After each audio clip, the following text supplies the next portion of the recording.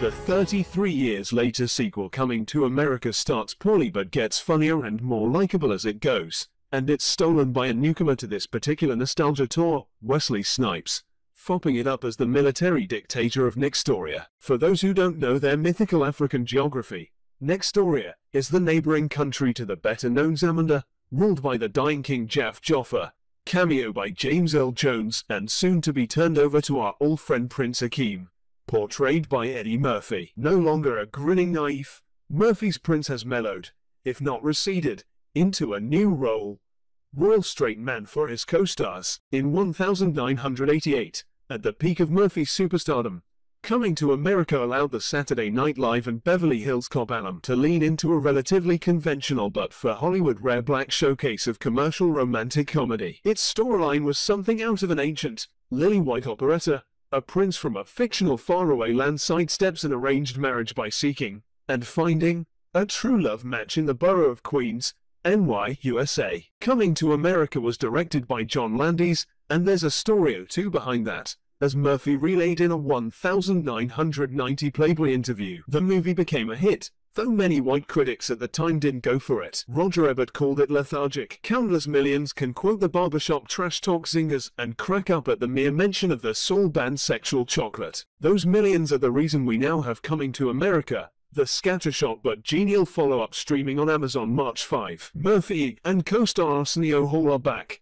of course, playing 4 roles apiece, including the Queen's barbershop regulars. Director Craig Brewer's sequel, working from a script by Barry W. Lostein, Justin Kanu and Kenya Barris, turns more of the narrative over to the women, which is a big change from the casually rampant misogyny of the first one. In other words, the bare-breasted bathing attendants are nowhere to be found.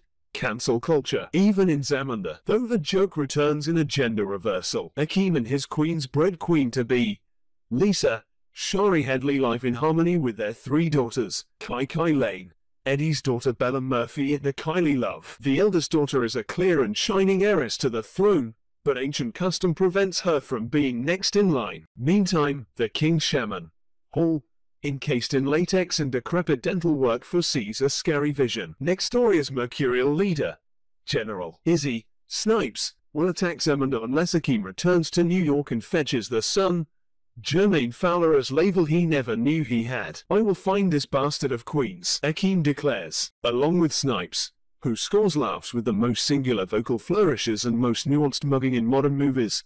The newbies to the Coming to America universe include Leslie Jones as Akeem's one-off from the old days, Tracy Morgan as Label's uncle, and Nomzamo Mbatha, a warm, humanizing asset as Palace groomer Mayambend, for Label, an invaluable mentor. These two are destined for each other.